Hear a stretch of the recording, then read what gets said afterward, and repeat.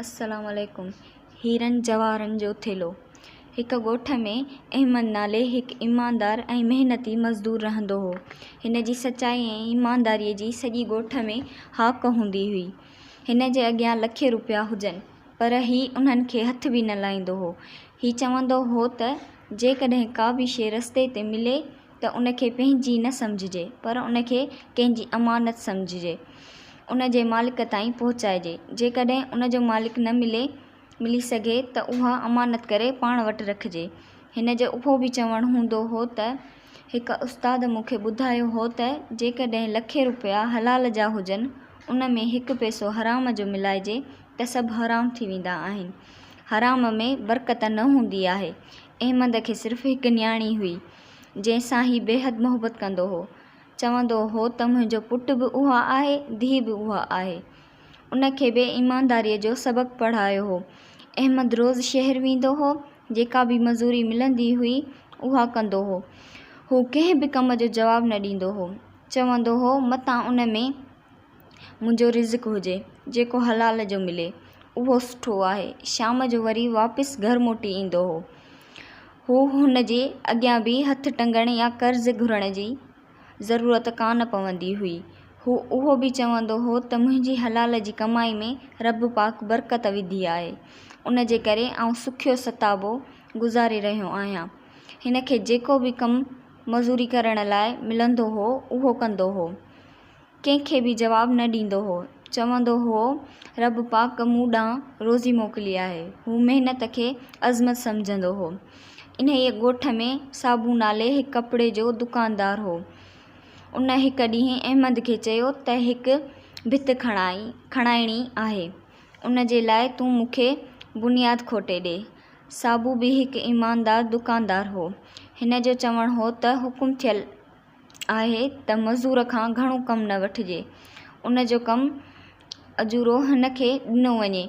हीउ चवंदो हो त जेके पंहिंजे दुकान में सुहिणा ऐं ख़ूबसूरत कपिड़ा आहिनि, उहे दुनिया जो ॾेख आहे। असलु कपिड़ो कम जो उहो आहे जेको माण्हू पंहिंजे पाण सां खणी वञे थो, यानी नेक ऐं सालिह अमल। हिन खे को बि औलाद न हो, जंहिं करे ॻोठ जे ॿारनि सां बेहद प्यारु कंदो हो।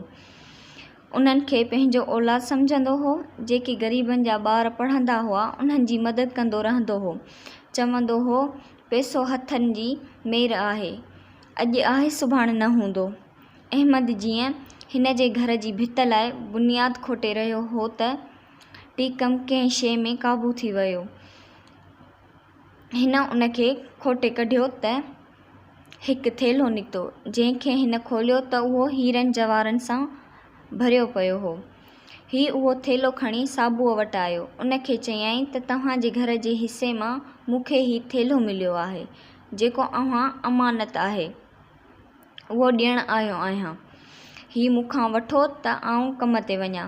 साबू चयो त हिन जो आउं मालिक न आहियां, हीउ तुंहिंजो आहे, तोखे मिलियो आहे। उन ते अहमद हिन खे चयो त हिन जो हक़दार आउं न आहियां। जंहिं ते साबू चयसि त पोइ हीउ वलण जो आहे, छाकाणि त हीउ घर मूं उन खां वरितो।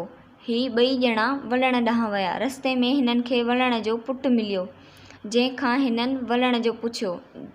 जंहिं हिननि खे चयो बाबा स्कूल वटि बीठो आहे, छाकाणि त वलण स्कूल वटि चणनि जो गाॾो हणंदो हो, जंहिं में ही एब न सम्झंदो हो। चवंदो त इहो बि पोरियो आहे। ही ॿई ॼणा वलण वटि विया, जंहिंखे सॼो किसो ॿुधायो। जंहिं ते हिन साबू ऐं अहमद खे चयो त इन थेले ते मुंहिंजो हक़ न आहे। मूं प्लाट साबूअ खे विकिणी ॾिनो हो, हाणे उन जो मालिक साबू आहे। हीउ थेलो बि साबूअ जो आहे। साबू वरी चयो त हीउ थेलो मुंहिंजो न आहे, अहमद जो आहे, जंहिंखे बुनियाद खोटींदे मिलियो आहे, या तव्हांजो आहे, जो अॻु प्लाट तव्हां वटि हो। हिननि चयो उहो मामिलो हलंदो रहियो। हर को पंहिंजी ॻाल्हि ते क़ाइमु बीठो हो। आख़िर वलण चयो त हलो त हली फ़ैसिलो था करायूं त इन थेले जो हक़दार केरु आहे। हाणे ही सोचणु लॻा त फ़ैसिलो कराइजे त कंहिंखां कराइजे। अहिड़ो को इंसानु हुजे जेको हक़ वारो फ़ैसिलो करे।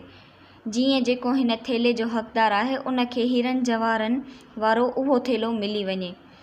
कहिड़ो माण्हू आहे जंहिं वटि हलिजे टई ॼणा सोचनि में पइजी विया। सोचे सोचे साबू चयो त हलो त साईं खान मोहम्मद वटि हलूं। हू पंहिंजे ॻोठ में सभिनी खां उमिरि में वॾो आहे ऐं सॼे ॻोठ जो उस्तादु आहे। सभु ॻोठ वारा नए नस्ल खां सवाइ साईं वटि पढ़िया आहिनि, उन वटि हलिजे। टई राज़ी थी विया। टई ॼणा गॾिजी साईं खान मोहम्मद वटि आया। उनखे उन थेले जो सॼो किसो ॿुधायो। हिननि जो किसो ॿुधी साईं खान मोहम्मद चयो त मूंखे तव्हां सोचनि में विझी छॾियो आहे। ॾुखियो मसइलो आहे। हाणे उन ते गौर वीचार कजे त इन थेले जो हक़दारु केरु आहे। तव्हां टई ॼणा चओ था असां इन थेले जा हक़दार न आहियूं। तव्हां मां को बि उहो थेलो खणण लाइ राज़ी न आहे। कुझु देरि खां पोइ साईं खान मोहम्मद चयो त जेकॾहिं तव्हां नाराज़ न थियो त मुंहिंजे ज़हन में हिकु ॻाल्हि आई आहे, चओ त तव्हांखे ॿुधायां। जंहिं ते हिननि टिन्ही चयो त साईं तव्हां असांजा उस्ताद आहियो, ॼण असांजा बाबा आहियो। तव्हां जेको बि फ़ैसिलो कंदा असां उन्हनि टिन्ही खे क़बूलु आहे। जंहिं ते साईं खान मोहम्मद चयो त साबू तोखे औलाद न आहे। अहमद खे हिकु धीउ आहे, वलण खे बि हिकु पुटु आहे।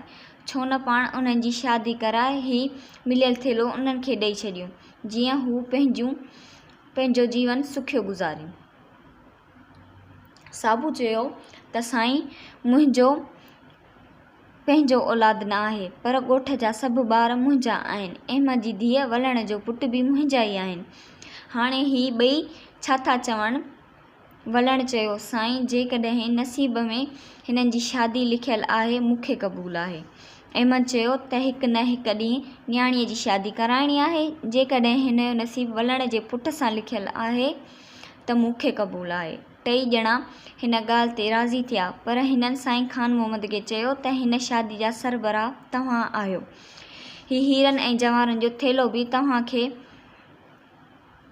तव्हां रखो। शादीअ जे मौक़े ते इन्हनि खे तव्हां ॾिजो। वक़्तु पंहिंजी रफ़्तार सां गुज़रंदो वियो। हिकु ॾींहुं उहो बि आयो जॾहिं अहमद जी धीअ ऐं साबूअ जो पुट जी शादी थी। शादी खां पोइ मोकिलाणीअ जे वक़्तु साईं खान मोहम्मद हिननि टिन्ही ॼणनि खे सॾु कयो ऐं चारई गॾिजी घोट ऐं कुंवार वटि आया। इन्हनि खे सुखे रहण जो दुआऊं ॾेई साईं खान मोहम्मद इहो थेलो इन्हनि जे हथ में ॾिनो ऐं चयो त हीउ हिननि टिन्ही जी ईमानदारी ऐं सचाईअ जो इनाम आहे जेको अव्हां जे नसीब में आयो आहे। हीउ वठो, पंहिंजे नए सफ़र खे सुहिणे नमूने गुज़ारियो। रुख़सती खां पोइ हिननि टिन्ही उस्ताद खे चयो त साईं वाह जो फ़ैसिलो कयो आहे। तव्हां जे फ़ैसिले सां दोस्ती बि मज़बूत थी ऐं उहा दोस्ती रिश्तेदारी में बदिलजी वई। ही असांजो औलाद त आहिनि, पर साबू जो बि आहिनि, छाकाणि त साबू हिननि खे प्यारु कयो, हिननि सां खेॾियो आहे। औलाद जी ज़िंदगी सुखी, पाण तां बि कर्ज़ लही वियो। उन बाद सभई हिक ॿिए सां भाकुर पाए मिली पंहिंजे घर ॾांहुं मुश्कंदी रवाना थिया। हीरनि ऐं जवाहरनि जो थेले जो बि मामिलो हल थी वियो।